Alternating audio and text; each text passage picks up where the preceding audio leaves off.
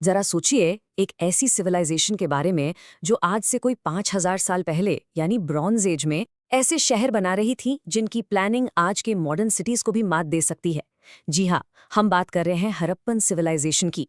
एक ऐसी सोसाइटी जिसकी इंजीनियरिंग और विजन आज तक हम सबको हैरान करती है।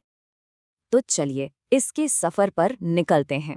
सबसे पहले हम जानेंगे इसकी खोज की कहानी, फिर देखेंगे कि ये कितनी विशाल थी। उसके बाद हम इसके बड़े बड़े शहरों की सैर करेंगे, उनकी अर्बन प्लानिंग को समझेंगे और आखिर में उस हड़प्पन सिग्नेचर को डिकोड करेंगे जिसने इसे इतना यूनिक बनाया। तो सवाल उठता है, ये सब शुरू कैसे हुआ? अब सोचिए जरा, एक पूरी की पूरी एडवांस्ड सिविलाइजेशन जमीन के नीचे दफन थी और दुनिया को इसके बारे में कुछ पता ही नहीं था। ये पूरी कहानी पलट गई 1921 में, जब हड़प्पा नाम की जगह पर पहली बार खुदाई शुरू हुई। अच्छा, तो इस सिविलाइजेशन के ना कई नाम हैं। सबसे आम नाम है हड़प्पन सिविलाइजेशन, और वो इसीलिए क्योंकि हड़प्पा ही वो सबसे पहली साइट थी जिसे 1921 में खोदा गया था। सिंपल। इसको इंडस सरस्वती सिविलाइजेशन भी कहते हैं क्योंकि इसकी 80% से भी ज्यादा सेटलमेंट्स इंडस और सरस्वती नदियों की घाटी में ही मिली हैं। और हाँ, एक और नाम जो आपने जरूर सुना होगा, इंडस सिविलाइजेशन। ये टर्म सबसे पहले यूज किया था स्कॉलर जॉन मार्शल ने। उनके इस टर्म की वजह से ही इस सिविलाइजेशन को एक ग्लोबल रिकॉग्निशन मिली। तो साफ है कि इसकी शुरुआती पढ़ाई में मार्शल का रोल कितना इंपॉर्टेंट था। अब जब ये सिविलाइजेशन सामने आई ना, तो लोग इसका स्केल देखकर बस देखते ही रह गए। ये कोई छोटी मोटी सेटलमेंट नहीं थी, बल्कि एक बहुत बड़ा एम्पायर था जो इंडियन सबकॉन्टिनेंट के नॉर्थ वेस्टर्न हिस्से में फैला हुआ था। और पता है सबसे अमेजिंग बात क्या है? हड़प्पन सिविलाइजेशन का एरिया उस वक्त की दो सबसे मशहूर सिविलाइजेशंस, इजिप्ट और मेसोपोटामिया के कंबाइंड एरिया से भी बड़ा था। सोचकर देखिए, उस वक्त की सबसे बड़ी सुपर पावर्स से भी बड़ी सिविलाइजेशन थी ये। और अगर नंबर्स में बात करें तो इसका टोटल एरिया था करीब करीब 13 lakh square kilometres. Exact figure है 1299600 स्क्वायर किलोमीटर्स। ये नंबर सुनकर ही अंदाजा लग जाता है कि हम कितनी बड़ी सिविलाइजेशन की बात कर रहे हैं। चलिए इसकी बाउंड्रीज को मैप पर देखते हैं। ये पार्ट एग्जाम्स के लिए, खासकर यूपीएससी और नेट के लिए बहुत इंपॉर्टेंट है।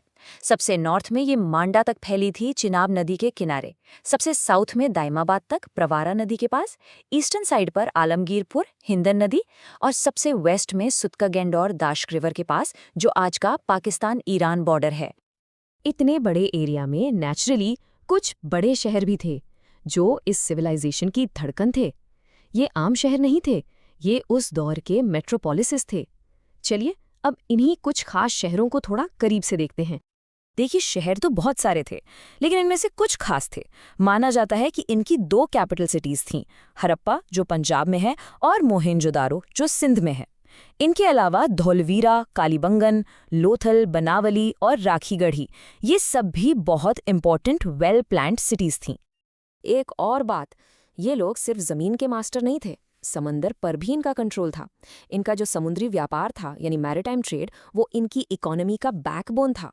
लोथल, सुतकांगेडोर, अल्लादीनो, बालाकोट, कुंतासी, ये सब इनके इंपॉर्टेंट पोर्ट सिटीज थे। यहीं से इनका ट्रेड मेसोपोटामिया जैसी दूर की सिविलाइजेशंस तक फैला हुआ था। लेकिन इन शहरों की असली खासियत इनका साइज नहीं था, बल्कि इनका डिजाइन था, उनकी टाउन प्लानिंग। ऐसा नहीं था कि जहां मन किया वहां घर बना लिया। नहीं, इनके पीछे एक proper well thought out plan था, एक अर्बन ब्लूप्रिंट जो हर शहर में, छोटा हो या बड़ा, फॉलो किया जाता था। तो इनका प्लान क्या था?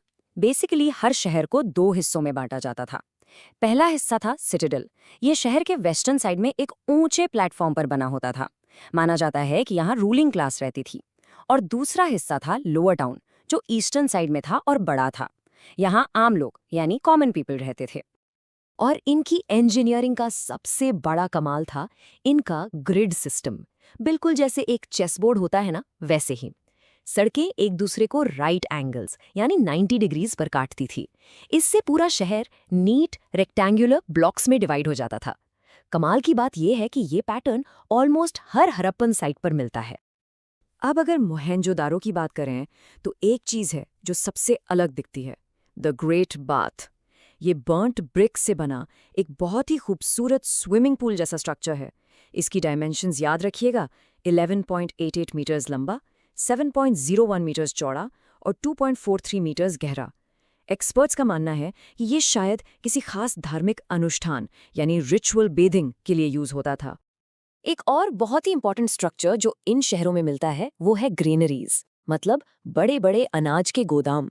आप इससे अंदाजा लगाइए कि मोहिंजोदारो में जो सबसे बड़ी बिल्डिंग मिली है वो एक ग्रेनरी है, और हड़प्पा में तो 6 ग्रेनरीज की 2 रोज मिली हैं। इससे साफ पता चलता है कि उनके पास अनाज का सरप्लस था और उनकी इकोनॉमी कितनी ऑर्गेनाइज थी।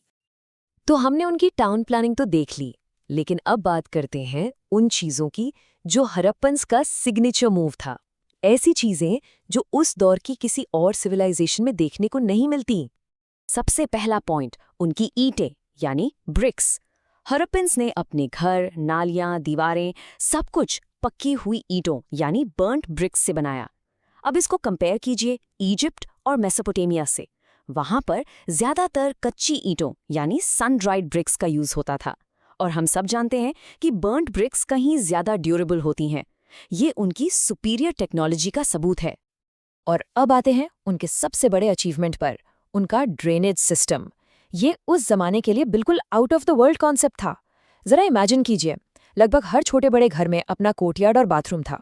घरों से पानी बहते हुए सड़क की नालियों में जाता था, और वो नालियां भी खुली नहीं बल्कि ब्रिक्स या पत्थर से ढकी हुई थीं।